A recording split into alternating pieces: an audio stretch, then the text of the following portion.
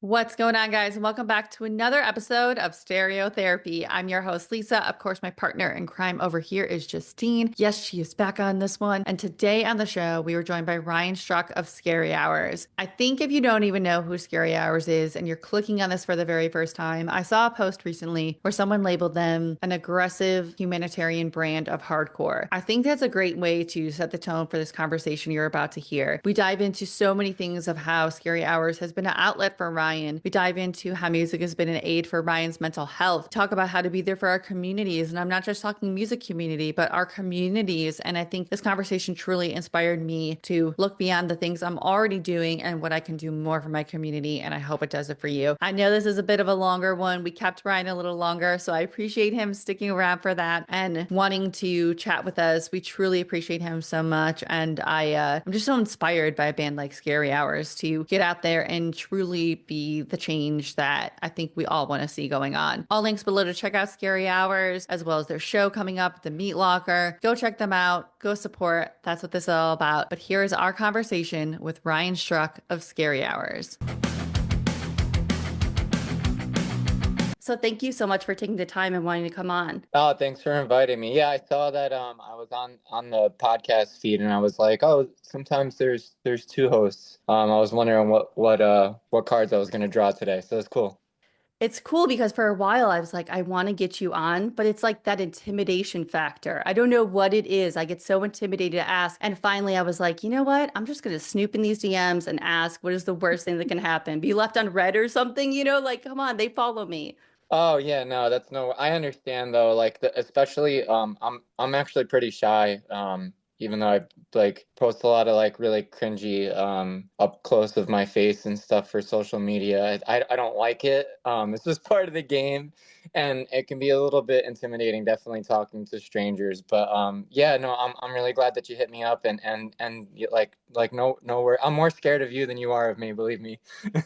All right, there you go. The anxiety just done. I always say I have like the worst anxiety before we let anyone in the room. And then once they're in the room, I'm like, all right, we're good to go. We've got this. Like we're talking music and mental health. It's not that big of a deal. So I'm much like you. As much as I have a podcast, I tend to be very shy, very like off, like not as like, rah, let me talk your head off, but I have a podcast. So however that works. Yeah.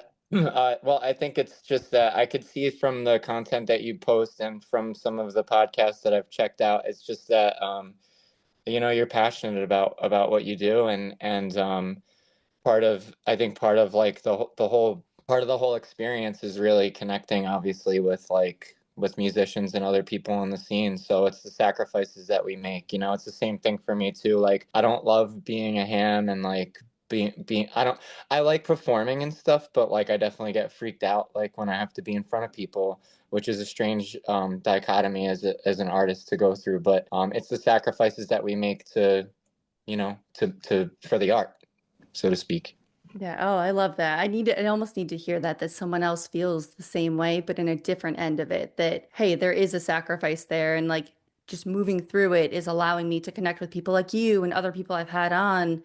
I wouldn't have that if I didn't just power through and say, like, you can do this. It's all right. Like, relax. You're talking about something you love and you're passionate about. So I appreciate that. Justine, I'll let you go ahead and take it away. Yeah, so we know that hearing Evil Empire by Rage Against the Machine is what really made you want to be in a band, but we'd like to kind of take you maybe a little younger than that to see what your first memories of falling in love with music were. Yeah, sure. Also nice to meet you, Justine. Thanks for hanging out today. Thanks for showing up, man. Yeah, I knew I wanted to be in a band when I heard Evil Empire, but yeah, to your point, I definitely always loved music from a young age, and my mom played a lot of different kind of music in the house. So I think if I think far back, some of my first memories with music are definitely like we listened to a lot of Billy Joel.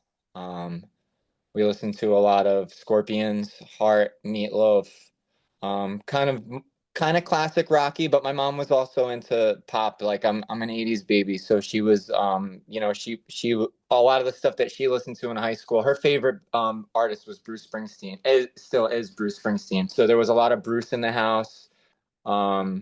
Which I guess is interesting to think about, his political messaging varies. You know, it's not always so potent, but it's definitely always there. You know, he's definitely clearly pro-union and stuff, and so I kind of think I had that in me from a very young age. But yeah, Madonna, um, George Michael. We were big on George Michael in Yeah, our house. Yeah, we were too.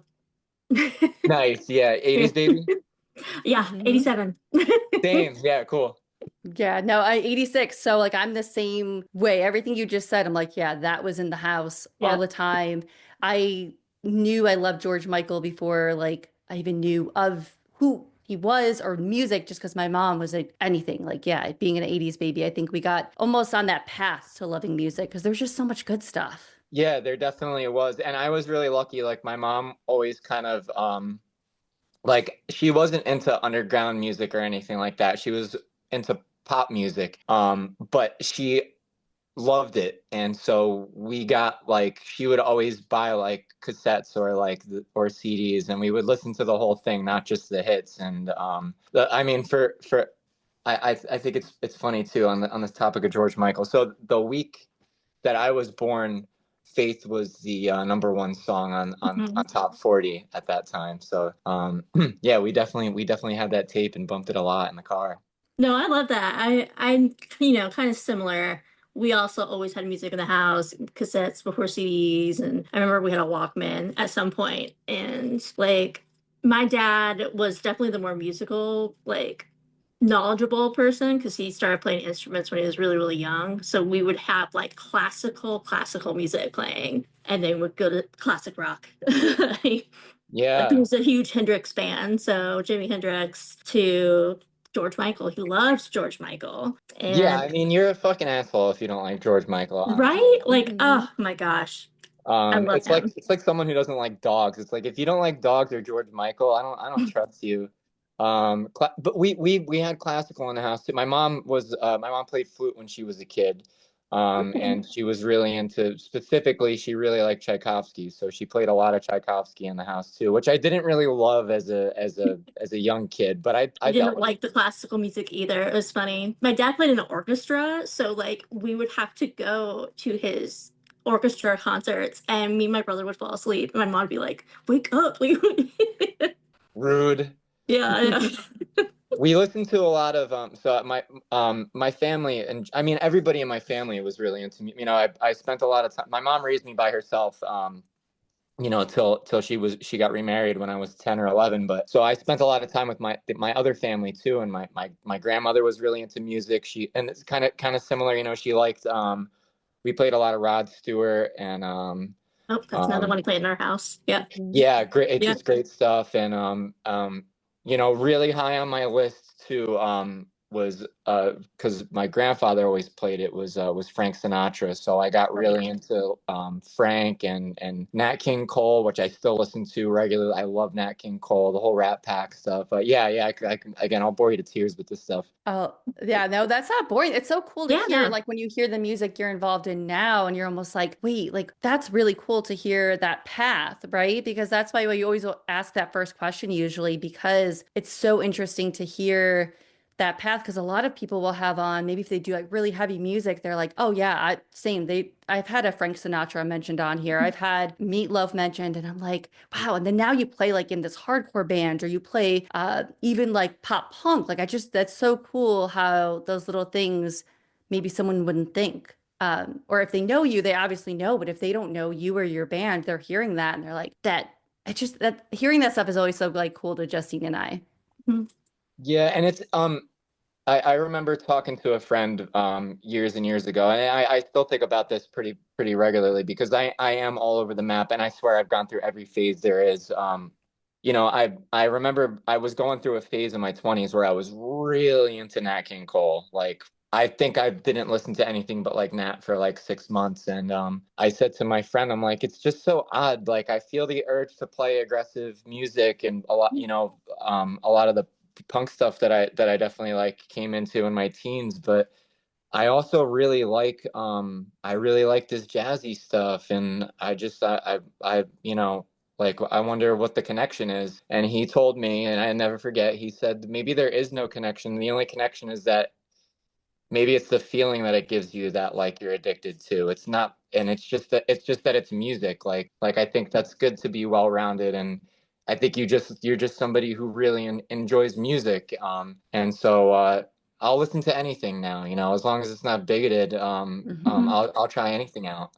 Oh, I love that. And I love that the way they put that too, because yeah, maybe it's even stuff maybe you don't think is for you can end up being for you. But yeah, Justine and I, we're in good company with that because there's so many bands that maybe people are like, oh, get them on, or maybe you should talk to them. And I'm like, they don't really align with what we're Yeah. doing here and me Yeah. as a person. So I'm like, because I'll vet anyone. I'm one of those people on our pod and anyone listening, I do it where I'm like, all right, do they align with what Hmm. who we are and what we believe in. And that's not to say I can't learn from someone that doesn't believe in other things, but when it comes to being a bigot and having just things out there that I'm like, no, I will pass.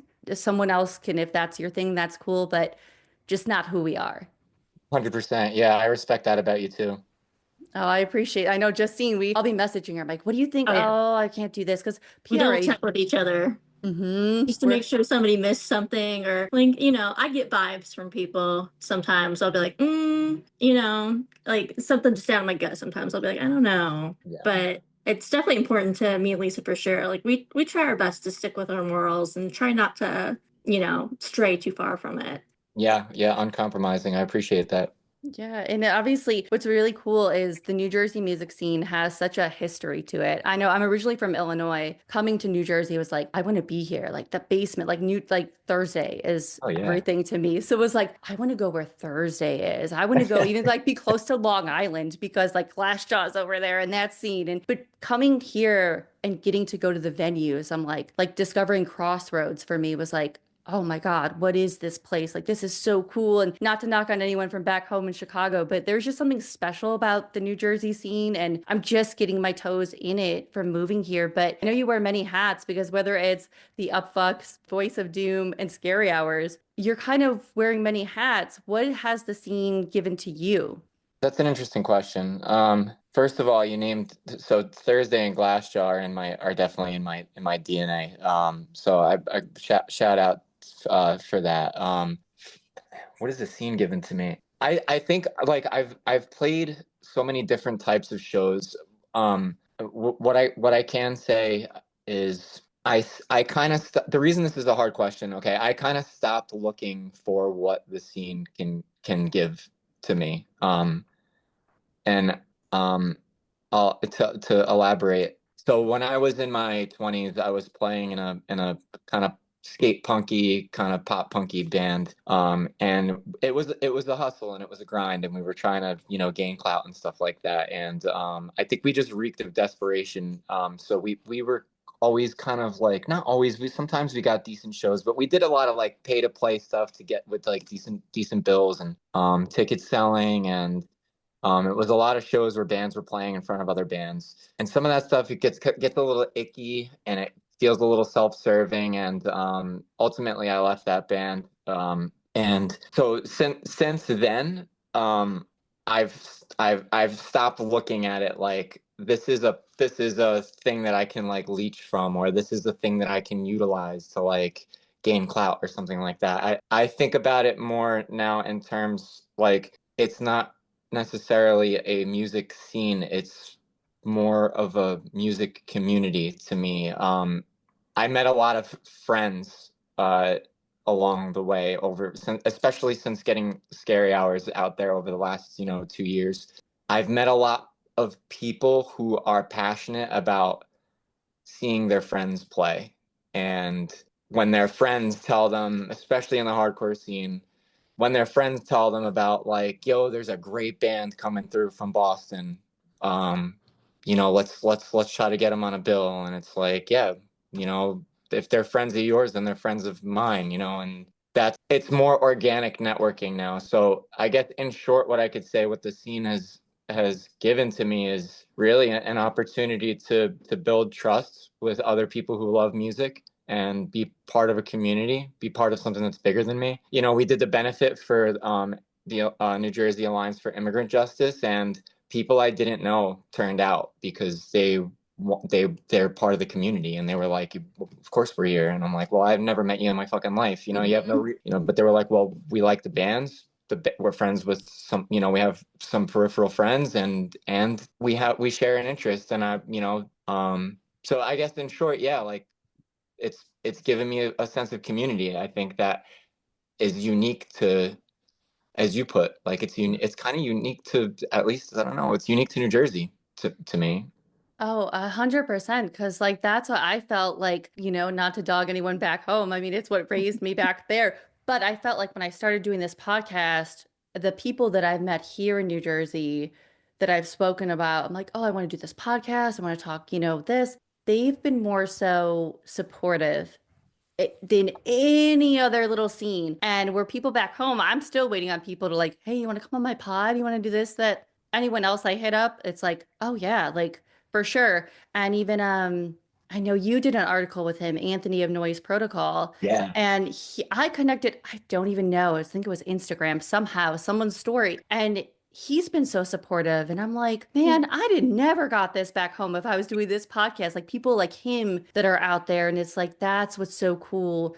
Even me being like a transplant here, I can feel how special that is. And seeing anyone, whether you post it or any other band's post, it's like you feel that, or you walk um, in some of those venues, you're just like, okay, like I get it. Like there is something so special here, and it's just not what people are writing about in any article.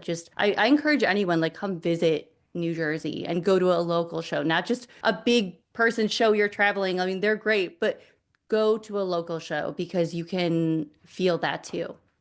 Yeah, it's wild. I mean, you go to like the Meat Locker on like a Tuesday night, and there'll be, shows don't start until 9:30 there, and there's kids there.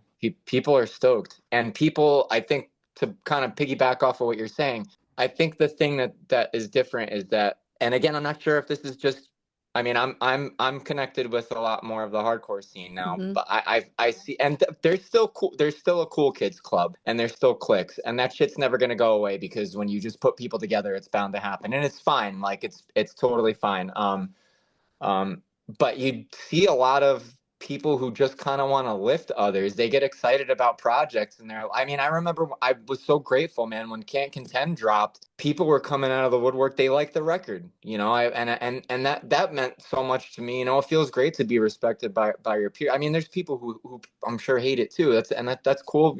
That's fine. You don't have to like it, but it was amazing to me. I'm like, people listen to this record, like, that's pretty neat. And even you look at a band like, they're everywhere now, but like, you look at Bayway, and Hmm. kind of like their humble beginnings, and it's just people who were so fucking stoked that they were putting out great music and cool packaging with the Newport tape, and getting involved with, the Days and RTF, and people were just so stoked and sharing their stuff and packing out the smaller venues. And now they I don't know if you saw, they just sold out House of Independence. It's just Hmm. like, these are working class fucking kids that built this from nothing. And that's the community, the underground community, coming up excited and lifting these people up. And now they're living it. They just went overseas, they're living their Hmm. dreams. It's great. And that's just one story. There's tons of bands like that, up and coming. Come Mierda is doing great. Sun Rat's doing great. And these are bands that, like, I've been seeing at Meat Locker for years. It's Hmm. it's, it's awesome.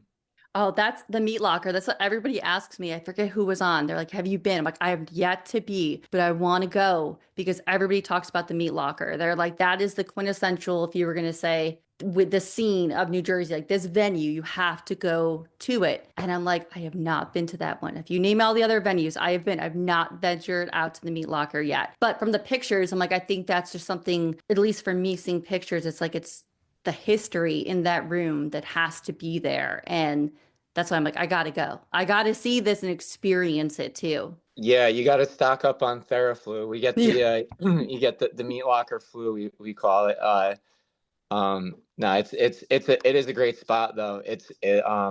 And like I said, I mean, like that's kind of like where the hub is, and I've seen it ebb and flow over the years, and it's changed hands, and different people promoting and booking out of there over the years. You know, remember, well, we're the same age. You know, I've been doing this since I was 15, 16 years old, so I've seen a lot of people coming and come and go through that, through that venue. But yeah, it's a great spot, and it's back to being just like it's. There's punk shows, crush shows. They do screamo stuff. They have the hardcore. There's metal. There's grind. There's noise. It really is kind of the hub. And I think you know what it is too. It's an hour from anything. Like it's a great spot. Oh yeah. And I mean, growing up like in Illinois, we had nothing like that, but we had like we were at the VFWs, we were at the churches on a Saturday night, and all my friends that played in hardcore bands, it was like this is where we're at. Or I think there was like a factory somewhere in like the heart of like Southern Illinois where it just was one of those nowhere places. I know Justine, you live over there now. So for you, you Yeah. know where I'm getting like just abandoned places. I'm like, Oh yeah. those were the places I'm like where I found my people on my footing. And I don't ever forget those special places, even though looking back, I'm like, yeah, some of the things were a little sketchy around there. But I mean, what was inside of there was so important. Yeah. So Justine, you're still over there. You're still in Illinois. Yeah, I'm kind of in the St. Louis area, but on the Illinois side. So I'm like right on that border. And how do you feel about like your scene over there? Like, what do you kind of see? I'm interested to know like what's going on over there locally. I wish I was more active over in the scene. Because I'm somebody with like disabilities, it's hard for me to be able to go across the river and get involved, which really stinks. But also, I am that like outsider in my fan groups. I don't have friends in real life that listen to the things I listen to and everything like that. And I've always been like that. And it really stinks. But that's why the internet's always been so great because I've always been able to find people through the internet through all the bands that I like. And that's how I met Lisa and seeing her at a show in Chicago, which, and I think the biggest problem is for any like scene here is getting people to go out to shows when you are little because big bands hardly ever come here. Like hardly ever. They Interesting. always skip St. Louis.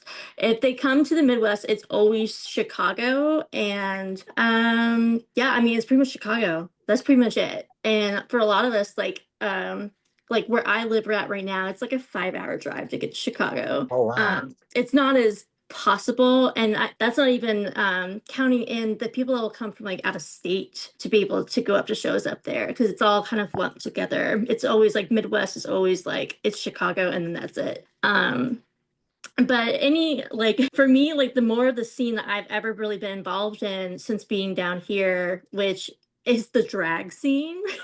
Cool. That's kind of more so been my outlet to going to has been going to the drag shows here in the Grove in St. Louis that's been my personal kind of like community that I've always been with. So at least since being here.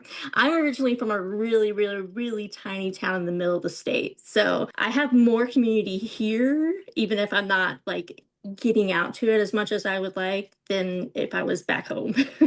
Gotcha. Okay. Okay. Cool. Yeah. Thanks for sharing that with me. Oh yeah, of course. Thanks for asking about it. I know. Yeah, that's the first time like you've talked about with me. And I know we Yeah. met in a line at a concert. It was a Anthony Green concert, and we met there and had no idea. Like I knew Southern Illinois, but how like lucky I was. I was again like 30 minutes from Chicago. So Justine, when she would drive up Mhm. for concerts, not realizing, man, she's taking 5, 6 hours. And here I'm hopping a 30-minute, train ride or whatever, and I'm in the city. And just realizing how like your location matters in scenes. So I am It glad you really brought that up. does. Yeah, I don't think anybody ever really thinks about it because, like, if you're near a city, you don't ever have to deal with any of that. Because, like, so I grew up getting into the alternative scenes early 2000. Thanks to, magazines and chat rooms where I wasn't supposed to be in, and getting into it solely on my own, not from knowing anybody else that was into it. And I was made fun of a lot for it. And it's hard to find that like, connection with people when you're in that kind of, environment. And it's helped me meet people a lot better, obviously, throughout the years. And then the internet booming has helped as well. But it makes it a lot different for the fact that it does make you feel really lonely and like othered, even more so than like it might already, do. But I do think it's really important that if you are able to, and if you do feel lonely and you're in that kind of situation, to try to get through that like awkward not having somebody with you to go out, because all these shows are always happening. It happens all the time. What I really loved about the Grove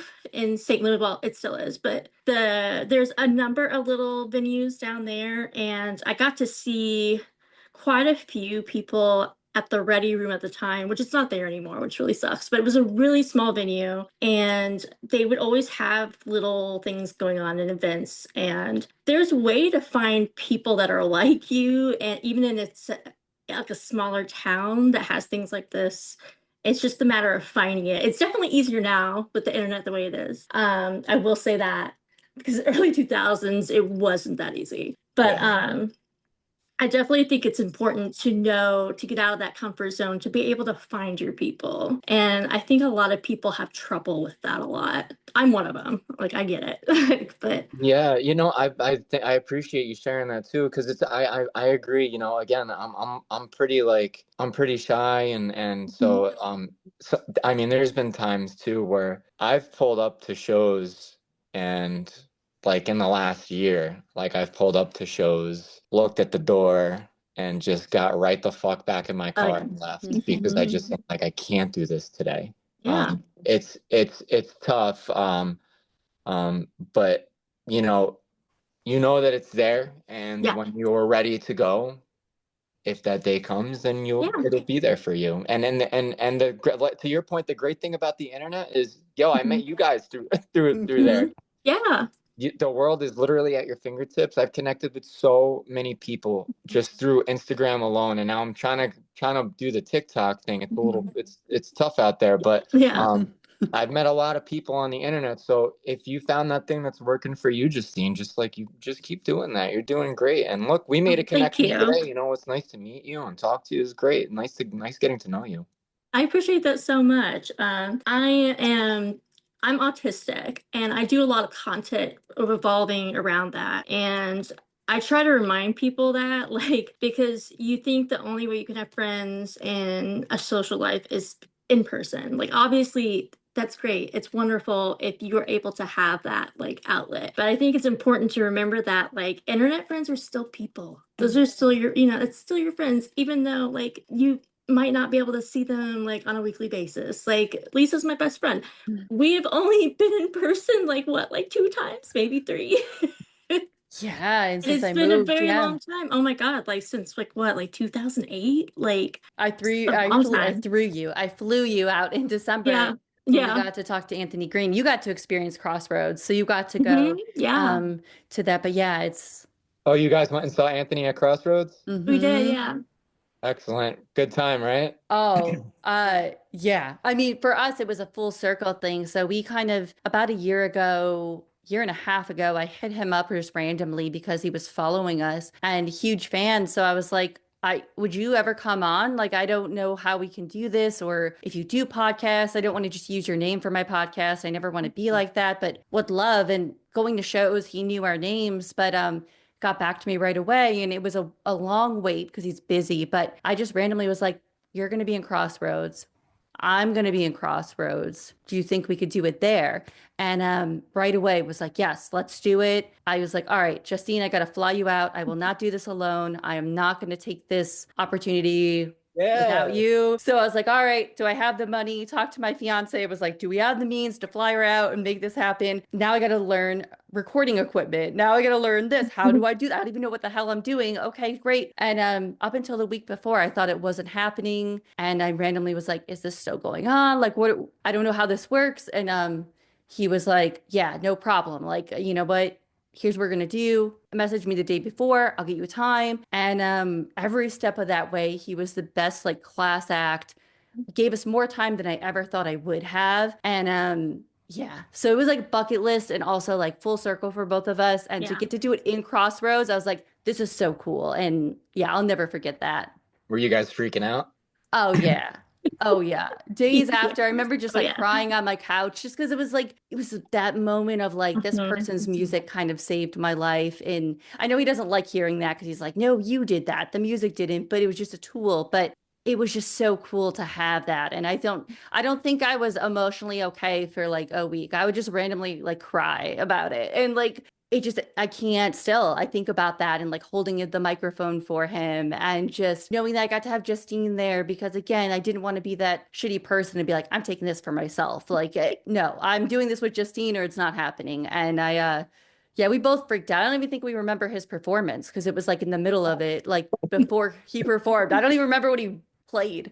But for me, it was just like, oh my God, it, He's an incredible performer too, and I think that's another thing too. Like I know for me, I definitely I fangirl hard. I fangirl hard when I meet people that I look up to. But I think even with somebody specifically with like the talent of that Anthony has, I it's kind of I mean for me at least it would be just wild even just his stature in the scene aside, like being in the presence of somebody who's like you know what they're capable of and like I would have found that to be a little nerve-wracking. Yeah. Oh, I remember I threw up before. We were on the way Oh, and I was like, I'm Yeah. getting nervous because I just, can I do this? Like people like from big publications get him, right? And I was like, I'm gonna go in there and be who's Lisa? Like who's I've always been. I'm not gonna try and be alternative press or any of these big people. And I had my note cards. I couldn't find my note cards. I was like, I can't find him. Okay, well, we're just gonna do this. Whatever. I love him. I can do this. And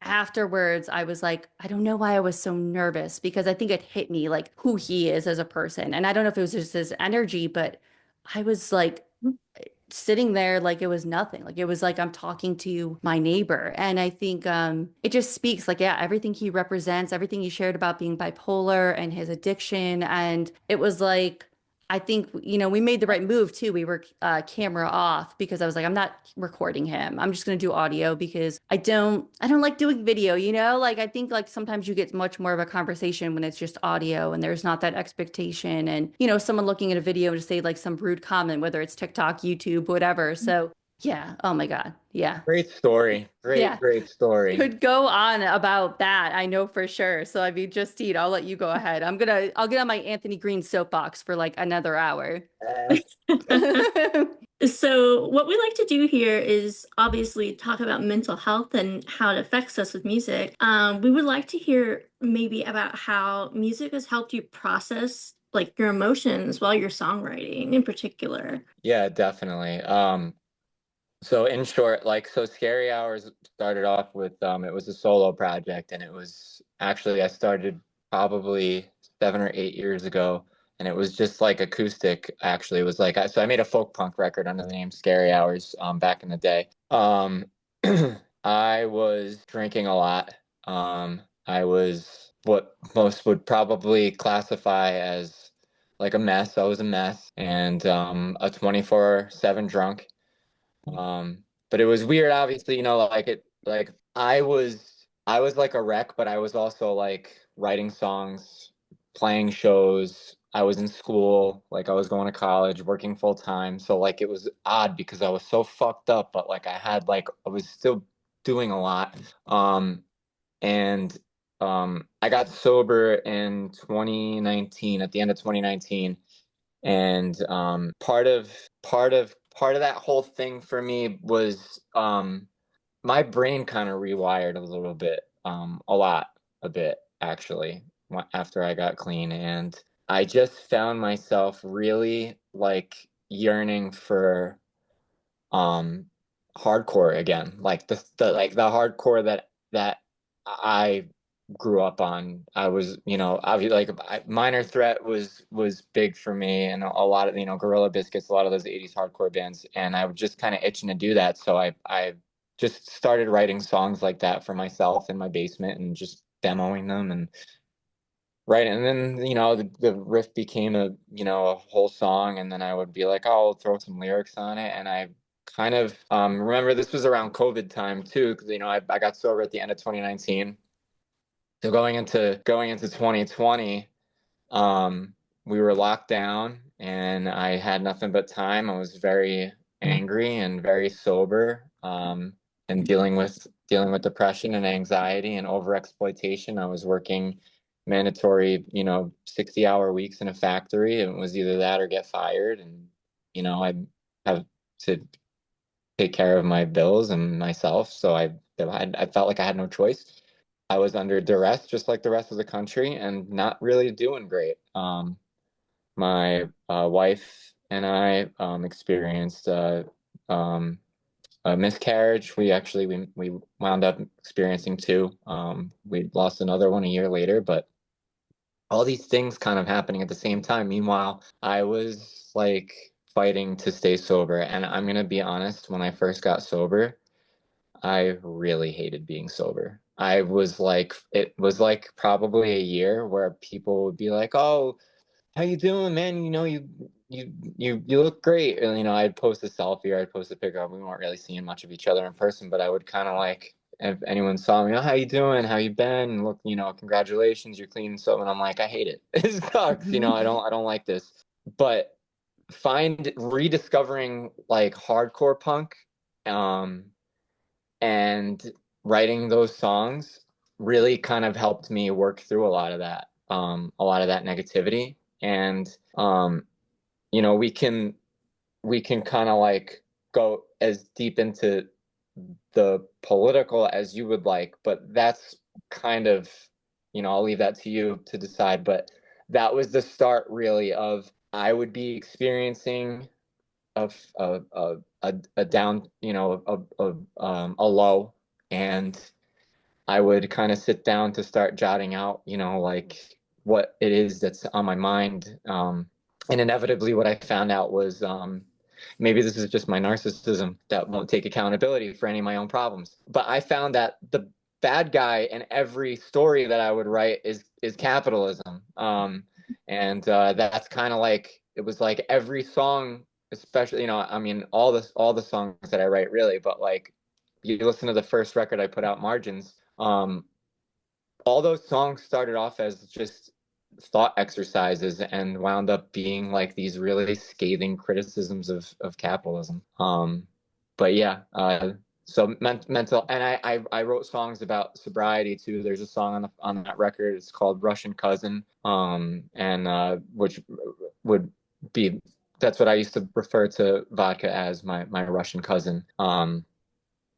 And it was just about hating being sober. And there's a few. I wrote a song called "I'll Meet You There," which is also about staying clean. And so, to me, the mental health and the music are they're one and the same to me. I don't think I would be doing this if I wasn't like fucked up and needed the therapy. Yeah, first of all, like I want to say, like, I know everyone, it's so cliche and people hear it all the time. I I know Justine, I'm sure too. I'm so sorry for your loss and that. And miscarriages, I'm going through infertility stuff right now and that alone, but my biggest fear is having a miscarriage. I've told so many Yeah. people because I don't think I can mentally recover. And between that and your sobriety, like that's so difficult. So when I appreciate you sharing that and being open about that because I think those things people, I don't know if maybe you experienced that too, or your wife as well, where people aren't so quick to maybe reach out all the time. Like they'll check on you once or twice and then it goes away and then you're left to deal with that. And then given what happened, in our COVID lockdowns and just not even just that, the Trump era that we were in, and now we're in it again, and that mentally takes a toll. And that's part of the reason, like, we were like really excited to have you on, is to be open Yeah. about these things. And we wanted to go into that in your music, and whether it's talking about the injustices going on, the social issues, and just everything. That's one thing I really respect about your band and your music is you not just talking that talk, walking the walk, and having these conversations and making people almost have conversations in that. And it kind of brought me back to like that time of like Rock Against Bush, where like Yeah. 2004, I remember that. And that's what kind of me, or like seeing Rage Against the Machine with like the upside down flag and getting banned on TV. It's like, what are these guys talking about? Okay, like no one in my community is talking about this, but like we need to be talking about this. And, growing up in Chicago, I'm not going to say in because someone's going to kill me. I was 30 minutes away, but I love that city. I went to school in that city. But seeing what goes on there, I call Chicago the most segregated city ever. There's a bridge in the north and south side, and especially when I moved here, everyone wants to talk about the south side of Chicago, but not understanding why it is that way. There's one hospital, you shut down the schools, you are shutting down their mental health services. You basically, again, with a bridge, you can segregate from the yuppies on the north side and the south side are just Mhm. left, okay, like they're not even human. And so that's why I really respect what you're doing with your music. And I would love to know, like, has anyone resonated or come up to you and said, like, hey, this has made me really think about what's going on and maybe have conversations maybe they didn't want to have? Um, the thing is, and the short answer is not exactly. Hmm. Um, the longer version is, I don't think that the things that I'm singing about, or like especially with like, the social media content, which are kind of like these like ancillary pieces to the music, and that's more or less what I'm pushing to get people to come to shows, to come and listen to the records or whatever. But the things that I'm saying, I don't think they're really they're not outrageous, or well, I don't know, maybe I'm just so locked into this mindset, though. I don't know, maybe I'm wrong. I'm not saying anything, I don't think that's like much different than what other people from like on the left are saying. I think what resonates with people is um I think what resonates with people is the way it's delivered to them, which is what I took from the political music that inspired me. And you dropped two things that really did change my life. Rock Against Bush was really big. No Effects. So No Effects, far and away, is Yes. probably probably my favorite band. Followed closely by Rage, followed closely by Minor Threat. Those are kind of always fighting for number one, but they're all political bands. And to me, when I found those bands at a young age, and I was learning about the things that they were talking about from them. Mhm. But what really again spoke to me was the way that it was delivered. Um, you know, you think about a line like, and I'm not by any stretch of the imagination comparing my own music to or lyrics to Zach De La Roca by any Hmm. stretch, all right? But what stands out to me, you take a line like, you know, you take one everyone knows, they rally around the family with a pocket full of shells. It's that it's the attack, it's the bite of the way that it's delivered, it's the lyric itself is beautiful. Hmm. I think what speaks to people, I think the things that I'm saying speak to people on a similar level, because it's stuff that they already think about and already know, but it's a different way of saying it. Like the last song I put out, a couple people had hit me up, and somebody recently told me that it was the best Scary Hour song, and I was like, that's fucking crazy. I don't know about all that, but I put out on the Punkerton Records comp, Rock Against Trump. Hmm. I contributed a song called Savior's Assistant. And the first lines are, another mind guard. I'm quoting my own lyrics. I hate my life.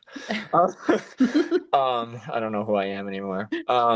Another mind guard standing at the factory door.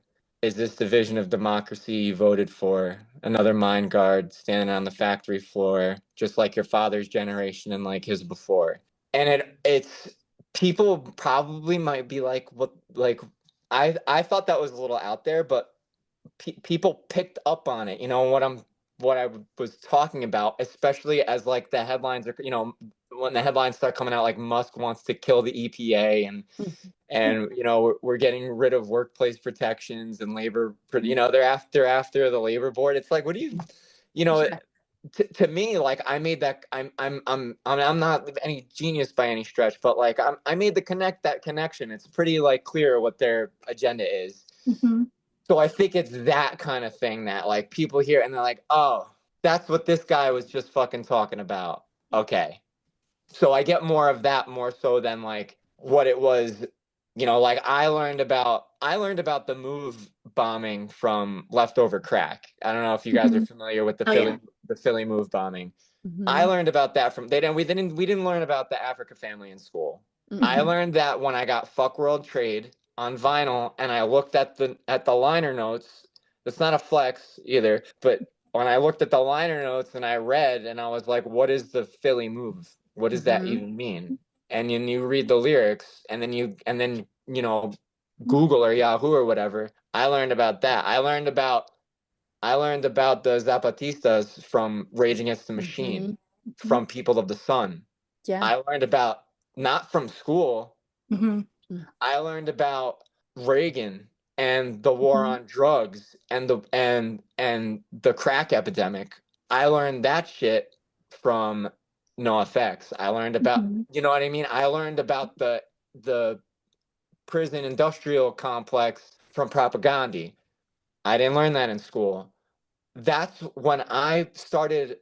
So now what the project has kind of like turned into for me is I want to present in a similar kind of way, in the hopes that maybe like one kid maybe might come up and be like, I didn't I didn't know about COINTELPRO Hmm. until I heard X Scary Hour song, because all their songs are about police brutality. Hmm. but um but that would be awesome. Well, I mean, what an incredible feeling it must be to have somebody say something like that to you. But again, like to circle back and kind of cap it here, that's that's the full kind of evolution of the song, or I don't know about evolution, but that's kind of the full process of the songwriting. Is like, I feel this way. I'm angry. I know I'm responding to something. I'm maybe actually knowingly responding to a political situation that's happening, which is kind of what's now going on with, especially with the last record. But um, what is it? Why do I feel this way? What happened that brought us here? How do I feel about those things that got us to this point? And that's kind of where a song is built. And then you kind of like, I'll build a language around that. Yeah. Yeah. Or go ahead, Justine. Oh no, I was gonna say I think that when it comes to political type music, it's what really helps people to really connect the dots better, because not only are you getting it with like the rhythm of the music and the song, but it will word it in a way that finally makes things click for people. And sometimes, like watching the news or whatever, sometimes it's just you're not quite getting it. Whereas the music in itself will hit you harder and get you understanding your emotions and your feelings so much better than the news ever would. And I think it happened with that, like for a lot of us for sure, because I've always been a history nerd personally. I'm very aware that most people are not history nerds. And so where I have like pattern recognition and that kind of area and have seen this all kind of happen for a while. Other people might not. And music is a good way for some people to get connected to that. And I think that's happened with a lot of people, especially our age and millennials, because having stuff like Rock Against Bush really helped a lot of kids wake up to things that they didn't know before. And I know, like you said, like finding out about like a certain thing, you're like, what is that? And you start researching. I know that's how a lot of us would be like, well, we want to understand the song better. Like, what is this? What does this Right. mean? And you're gonna research it. And I think that's what's really great about doing something like what you're doing. You are going to open up more conversation and more ideas for people that didn't go there before because they didn't have the proper channels to think about it before. And I think that's going to be really great. And I think you're doing like an awesome job at it. And I think you're going to get lots of like, especially new kids that are getting into the scene to help them to maybe relate and understand better. And then hopefully research more to learn things even more. And to go back to like the whole idea of like capitalism, like people don't realize the fact that capitalism is pretty much the reason why every single thing that is wrong has happened. It always comes down to capitalism. And the same with like a lot of things always come back down to race. And you're always going to have, like, there's always the people that are more on the right trying to be like, why do people make everything about race? Because it always is rooted in race and patriarchy and misogyny, and it all goes hand in hand. And I think music is a really good way for a lot of people to finally connect those dots. And hopefully, it really sucks that we're here again. We have to do it again. But I'm really hoping that because we're in this again, the thing about like punk music and any kind of music that is very outwardly political, that's going to rise again and get really good and get people to wake up more again, like it has in the past. So I think you're doing great and I love what you're doing, and I think you're going to help some of these new kids that are trying to get into these scenes to realize that no, conservatism is not a part of the scene. Right, right. No, great points. It's funny, you were just saying, what did you say? If you look at any problem, anything bad that's happened, capitalism is probably to blame for it. We were watching, oh my God, we were watching Nightmare on Elm Street Part 2 last. Yeah. I don't know if you guys are into that. Oh yeah. And Jesse's family wouldn't have moved into that fucking house if they didn't get such a deal on it. And I was just like, there it is again, like capitalism is ripping this family apart. Yeah, no, but truly great points, and thank you for the encouraging words too. You know, part of doing it too is I like the idea that I like that we're kind of able to posture ourselves and separate, because the thing is that hardcore is a little bit, you have to watch these motherfuckers. Yeah. Because there's motherfuckers who didn't listen to punk first, and Yeah. I'm telling you right now, those are the problem. Those people that like their entry point was like Blood for Blood are like that's bad news. You got to get the ones who were into like Minor Threat first. I like though that that's why, I mean, people have said it's corny or whatever, but I don't really give a fuck. Like on our Instagram, it's like, I think it's like Mark's Core, something stupid, and it says Mark's Core, because I want you to know, if you heard a fight riff and you thought it was cool, so you bounced over to our page, I want that to be the first thing that you see, so you could just decide if you're in or you're the fuck out. Yeah. And if it ain't for you, get the fuck out of here. I'm really not interested. Yeah. To your point, no, conservatism is not the new punk. Don't ask us on a show. I'm not interested. Ridiculous. And it's happening in every single I got attacked today. Yeah, and it's happening in any alternative space. Like, you're having it really bad with the goth kids right now. You're having it in punk. You're having it in, any part of any scene. It's like, yeah, they're there, but we punch them before they keep going. And like, they're scared to do it in person. But like, because Trump's back into power, I think they're like, oh, we can actually talk about it now on the internet. So the more we keep being like, no, you're ridiculous. You don't belong here. Like, we wouldn't let you be here. And the more you're gonna see all these clips of like concerts, where I saw one recently where the lead singer, jumped off the stage and punched the guy in the face because he went up to do the salute. It's like, no, we don't let that happen in real life. It's not gonna happen. It is not ingrained in the DNA of these spaces. So you can fight all you want to think that you're a part of it, but you're not. Like, yeah, well, that's the problem, I think. Well, not the problem. I mean, it is a huge problem. Like, we don't have to get granular with it, because we could probably talk about it for days. But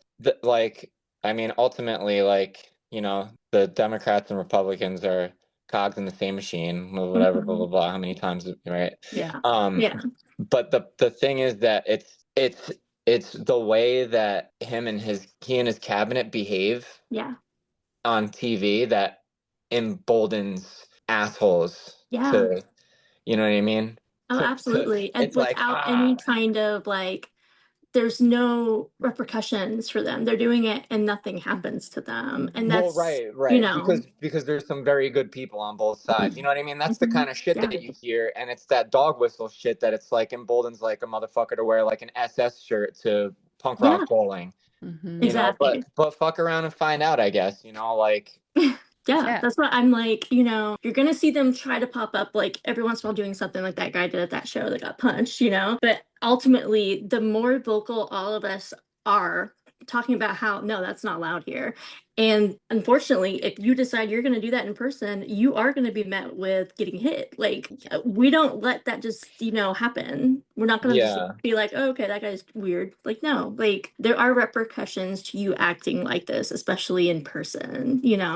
And it's one of those things where it's like, and that needs to happen more often in all spaces, not just, alternative scenes. Right, right. No, I think also, I mean, for us too, it's like I really honestly like maybe I'm just not going to the right shows, pun intended. Um, I'm not. I don't see like straight up neo-Nazis like Yeah, no. at shows Yeah.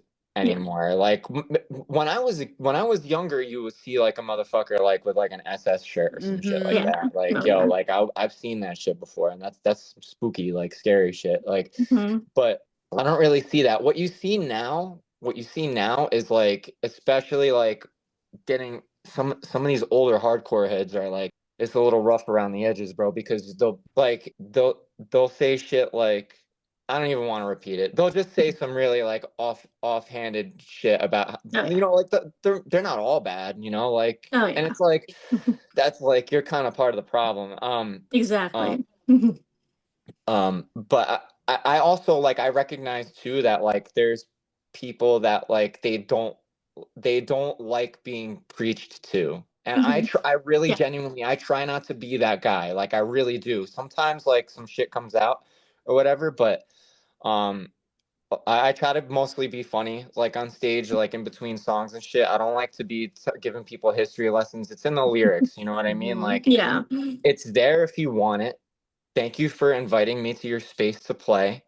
If you know us, you know what we're about. If you don't know us, you're not going to be able to understand me anyway Hmm. while I'm singing.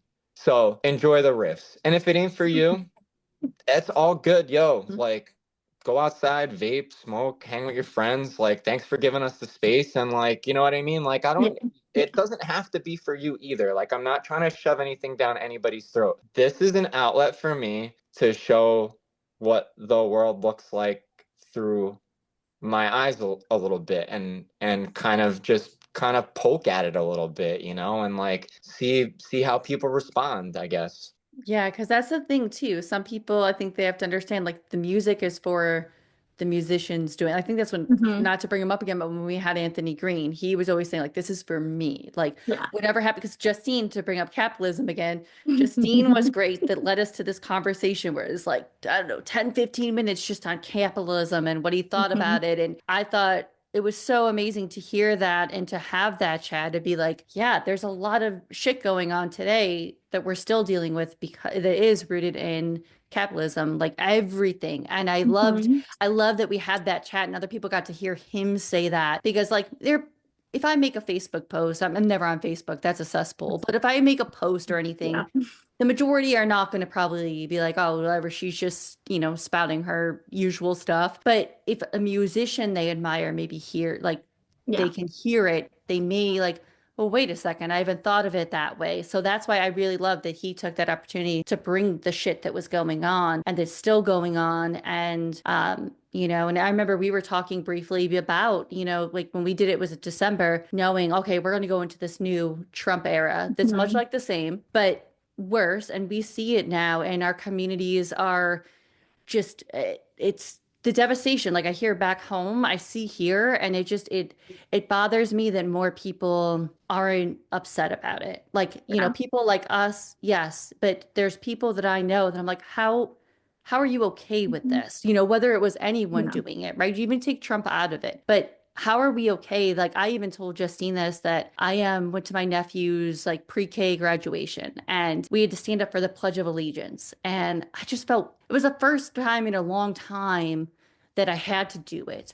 And I just felt so like, I mean, I It's don't even know, icky, like right? Isn't it icky. just like an icky, I yucky felt, feeling? I felt Yeah. icky, like putting my hand and then like liberty and justice for all. And I'm like, what is this? Like, why are we doing this? Like, why are we, when again, you go outside and in most communities right now, there's probably an ICE raid going on. Like, I just felt so icky. And I'm like, why don't more people care about this? Like, I don't get it. Like even our Yeah. podcast, every time I make a post or a status or not status, oh gosh, a story, Mhm. I find we lose followers. But I made a Yeah. story and said, look, then this isn't for you. And I'm Mhm. not going to apologize I'm never going to be that podcast to keep that quiet, to keep a follower. I care more about my communities and just doing and expressing what I feel is, I don't want to even say the right way, but like what I think is important. And Mhm. I'm not going to be that person to be like, oh, I don't do politics. No, we have to talk about Yeah. this.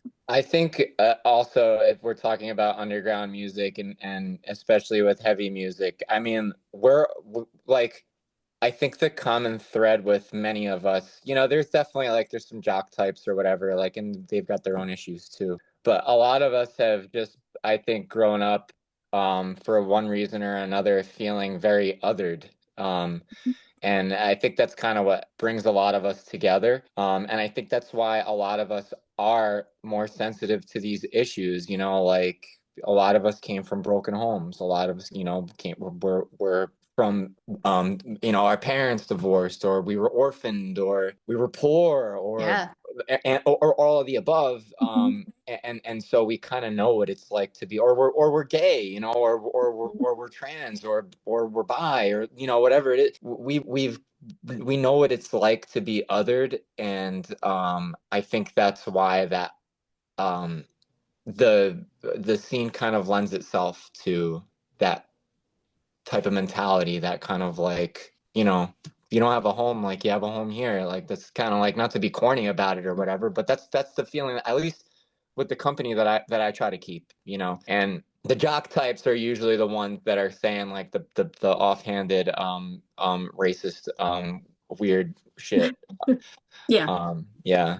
No, they do. And even like something I we wanted to touch on too, because you might have, now, while you're no expert, neither are we, and I'll say that to anyone listening, we're not. But what do you think and how do you think people can be there and show up for their communities when with everything going on and that probably will escalate and still go on in years to come? Because I think people have to, at least the way I look at it, yes, this is Trump's term, but these things are still going to be after his term and the people Yeah. that he has and the people that are MAGA and that whatever that man does, they worship the ground. I don't understand that. But I just think that these things are always going to be here. But so how do you think we can, I know there's the obvious, but what would you like to see people do to be there for their community?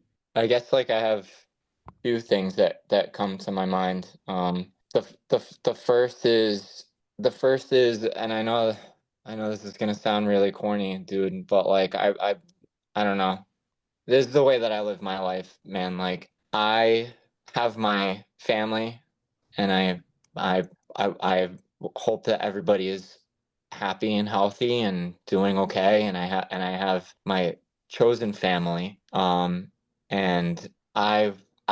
what's important to me is that they're taken care of and that they feel safe and accepted. So for me, the it's the small um it's the small little ecosystem that I'm part of, that it starts with, and insofar as caring for my community. Um, I need to take care of myself and my mental well-being, to be present for them so that they can have the tools to do the same. And to me, that's, if we can all really try, if we can all really, really try, I think that's how the community, stays healthy. And I think that's how we can really be there for each other. It starts with you and your little group around you, and then their little group around them. Further, and this is going to sound really dark, um, but I think it's just, I know I'm not alone. I know that you probably, I won't be presumptuous. I know many other people feel this way. I think that the voting responsibly and the legislative change, I think that time has come and gone. I think that's over. I don't think there's anything that we can actually do. I'm sorry. Mm-hmm. I don't think there's anything we're going to be able to do anymore. We can try to do small things. We can try our best to do the right thing in the booth. I think what it's going to come down to is individual community members who are going to have to get in touch with organizations who are offering aid to other community members who need it. And I'm not, and that's why, like, and again, this is not a flex. I'm just a dude who's trying to do. I just want to do I just want to do right. Like, I don't want to see people suffering, and I don't know how to me do that. The singer of a fucking hardcore band with 300 monthly Spotify listeners. I don't know how to do that. But what I think is the right thing, I got in touch with a secular organization that was doing work that I really respected. I spoke to some friends who play in other bands, and I was like, hey, I know you're not a fucking piece of trash. I know you're not a bigot and a racist. And I know that your band fucking rips. Do you want to get a bill together? I'm looking at this organization. If we raise $500 for them, that's 500 cup of noodles for the fucking people who can't eat at the shelter. You know what I mean? Or wherever they divvy out those resources, that's $500 they didn't have yesterday. Would you be interested? And I just pitched it to people like that, and they were like, yeah, like we're in, we're already there. And we set it up, and we raised almost $2,000 for that organization. And again, it's not a flex, it's just what I thought was the right thing to do and what I think is the right thing to do. I'm just a guy, just this dude with the 300 monthly listeners that I was talking about, that just with a few clicks on the internet device in front of me put that together. Maybe there's an organization that I don't know about Mm-hmm. that you guys know about, Right. Yeah. that Justine could get on her internet device and talk to them, and we can set something up there, and your friends can do something there. And if everybody pitches, I know this is really controversial, this idea, but if everybody contributes like $10 or $15 and we all pool our resources as a community, we can help serve other community members who don't have that. Mm-hmm. If we all do a little bit, I think that's kind of like, and again, that's a small, very small sphere that I'm talking about.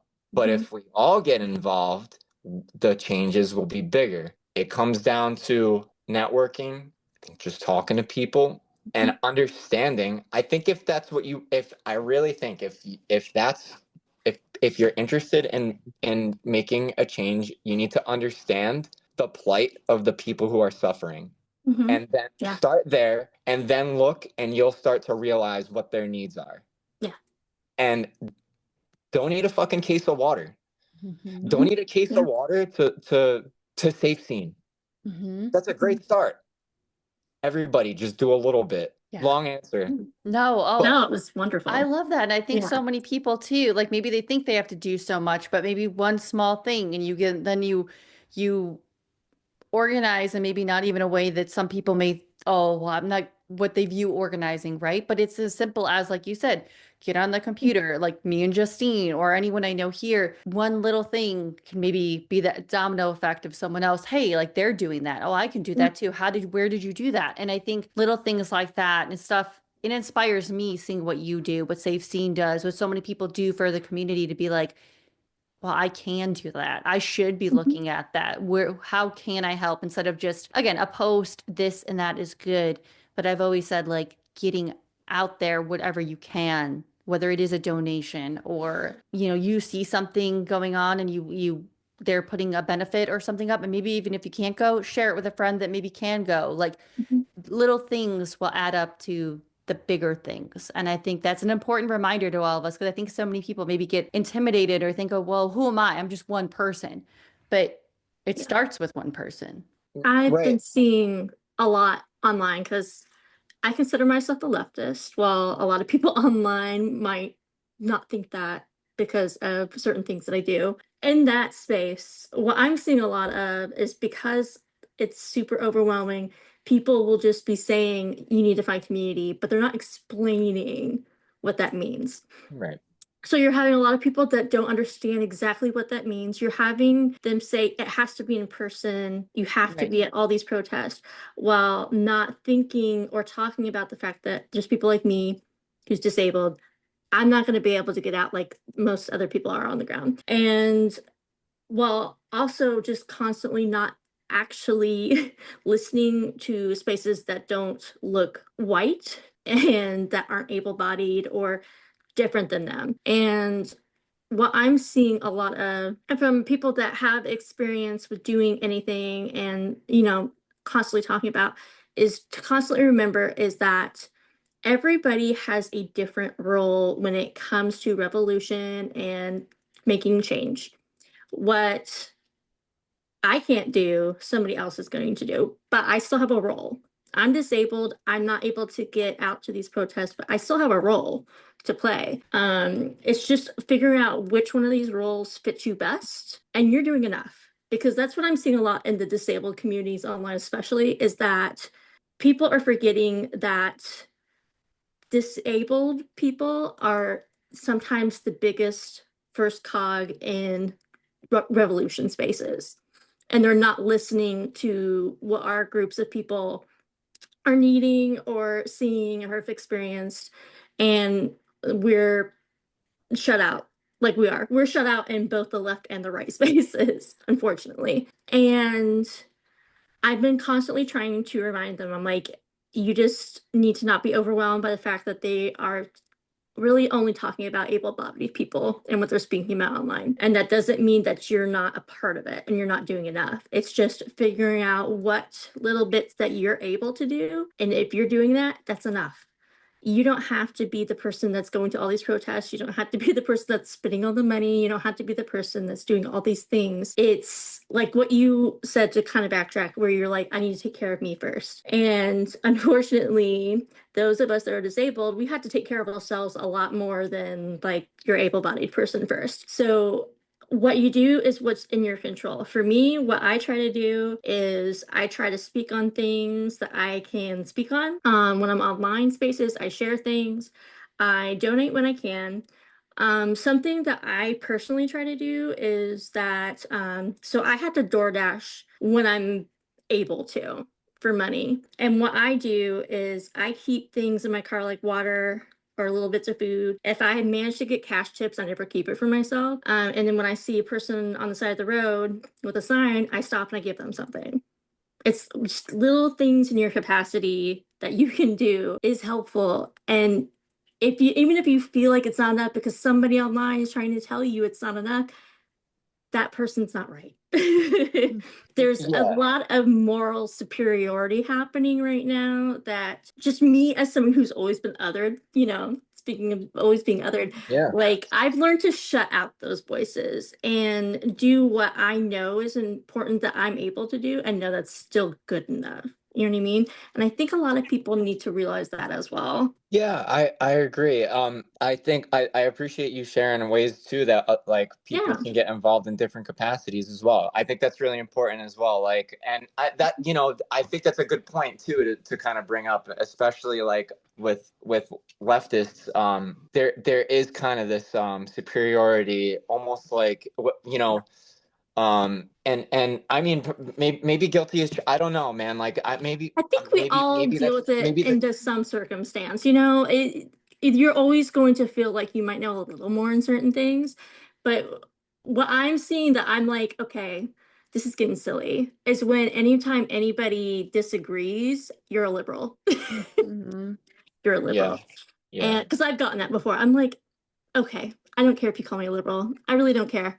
But what's important that I know they're not actively community building is knowing that you're not going to have every single thing you agree on with somebody to work together. Mm-hmm. And that's an issue. Right. Like the left, no matter if you're more liberal or leftist, you need to stop thinking about individual concerns and you need to work together. And that's kind of going to be an issue if that keeps going on. People just need to like, just realize that, yeah, like somebody might not like have every single bullet point to your personal values. That doesn't mean that you can't work together to fight the ultimate evil, which is Mm-hmm. everything else that's going on right now. Yeah, I mean, I hear you to a point. It's tough though too because like if you look even like if we're talking about left, right, liberal, whatever, like even if you Hmm. look at the spectrum has moved, right? So Yeah. Oh, like yeah. Absolutely.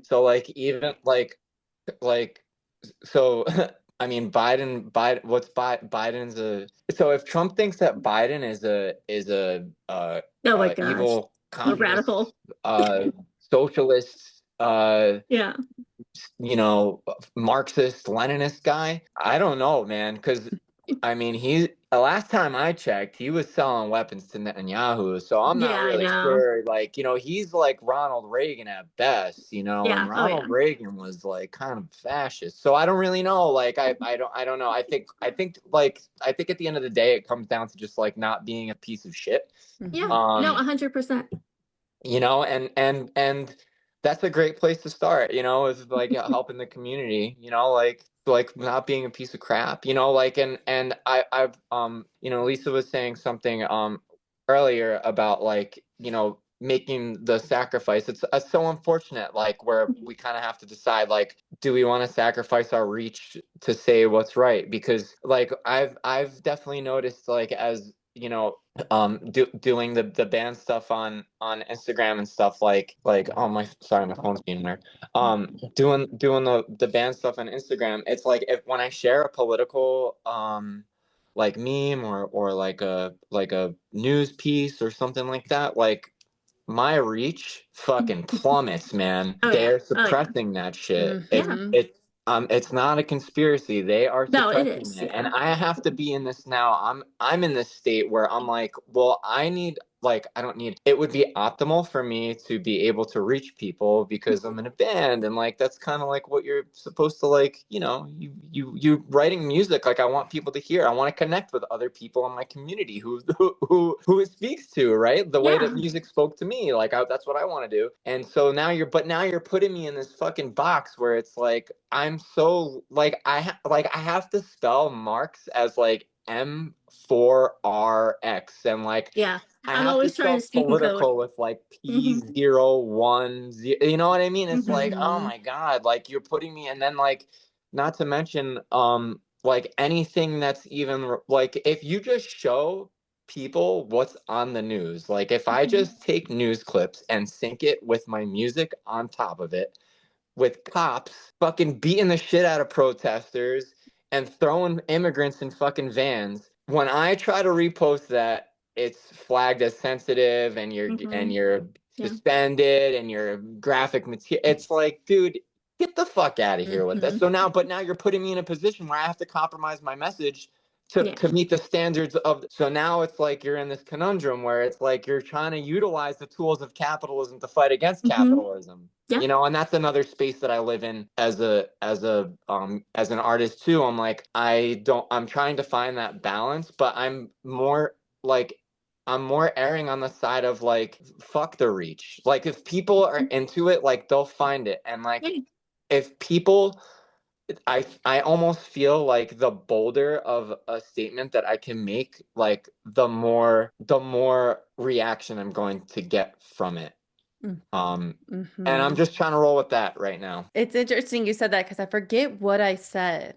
I don't know what it was. It was on my personal Instagram, but I noticed that when the Boulder thing I put out there, and it was something in the news, obviously about what's going on with Yeah. ICE and immigration, and I shared something, but I wrote a little thing and whatever.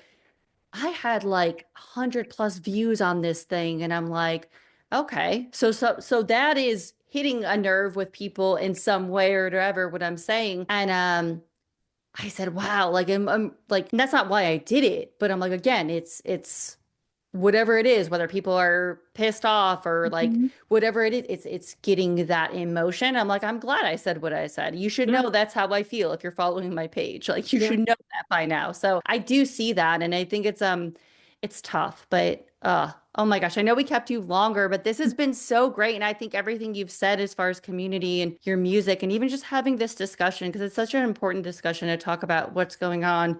And that's why I value what Scary Hours is doing. Because to me, I'm like, I hope that is like someone's rage. And I know maybe you don't want to hear like I know people will be like, "Oh, don't, compare them because we don't compare it." But I think the message that's there and the way people will be able to hear your music and maybe like when I instantly heard it, I was like, "Yeah, this is what we need to push. This is what we want Yeah. out there." So we appreciate you taking the time to want to come on and talk, whether it's music, mental health, your music, and we're getting into politics where I'm gonna be so fired up and like hate even calling it politics, just human rights shit that's going on. Yeah, That's I'm gonna go it. down. exactly. I'm gonna go downstairs and literally like my fiance is gonna be like, "Oh, you're all fired up," but like, so I appreciate that you've given us the space to My husband gets have tired of that. it after a while. If I'm the only one, I'm only talking to him. He's just like, "Oh God, I just got home from work." Yeah, so thank you because I've enjoyed this conversation quite a bit. Well, me too. Thank you so much for having me. I hope I didn't bore you guys too much. Oh no, no, we were No, looking forward to this. That's why I made yeah, sure I was like Justine, and I will say is yeah, I've been real excited for it. I love Justine because I remember when I showed her, I was like, I have a guest you're going to be super into. This is like what I handpicked, and it was one of those things too where Justine sometimes usually doesn't talk. She's one of those people that Mhm. sits back, and I even to watch her kind of shine here and chat so much and open up, that's been great, and that just speaks to you and kind of your presence in Yeah, here. So we appreciate absolutely. that. Oh, that's very sweet. And Justine, it was so nice hearing your perspective on things too. Thank you so much for sharing. Well, And yeah, thank you for listening and yeah. chatting with me about it. Because anytime I can talk about anything on the political sphere with somebody that's not going to just be straight up like conservative, like, oh, we shouldn't talk about that, and just like Hmm. try to move on. I love being able to have a space to chat about it, and like, how else are we gonna get anything done if we don't try to talk and work together? Totally. Love it. If you're dropping it within the next couple of weeks, which there's no pressure at all, but I just wanted to plug if you do. Yeah. Um, we're playing a show. We're doing a pre-Hellfest show at the Meat Locker, July 3rd. Um, it's so we got Hellfest going on over in Rutherford at the Williams Center on July 4th weekend. A lot of great bands going through there, and we're doing like a local showcase, local bands at the Meat Locker that Thursday night before. You're all off on Friday. Don't give me any shit. Come through, hang out. We got Belligerent, Brain Rot. Oh my God, I'm blanking. Belligerent because I'm nervous. Belligerent, Brain Rot, Human Blister, and Fracture, and us.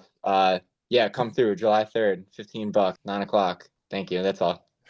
There we go. That's going to have to be a clip for sure. And all right, guys, that was our conversation with Ryan. Again, this was such an important conversation to have on here. I'm really glad that we got to have this conversation on this podcast because music and mental health, there's so much just going on in the world right now. And when I hear a band is doing something that I really respect, I want them on my show. And again, forever thankful that Ryan spent some time with us to have this conversation. And now you guys get to hear it. All links below, of course, to check out Scary Hours. Go follow them, go support them. And if you are local here, they are playing the Meat Locker here on Thursday. So today is what? Wednesday. Head out tomorrow.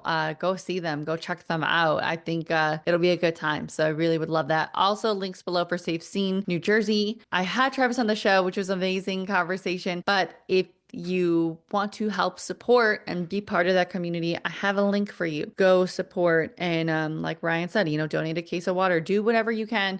It goes such a long way. So I wanted to include that in here in this episode. As for our show, if you are enjoying this thing, please a positive rating or review would go such a long way, as well as a follow and subscribe. We won't bombard you with emails. It just helps hey, there's a new episode. It would truly helps an independent podcast like ourselves out. We will be back next week with a great episode, another New Jersey band. I love that I get to have so many of them on here and appreciate that. But we will see you guys next time. All right, bye guys.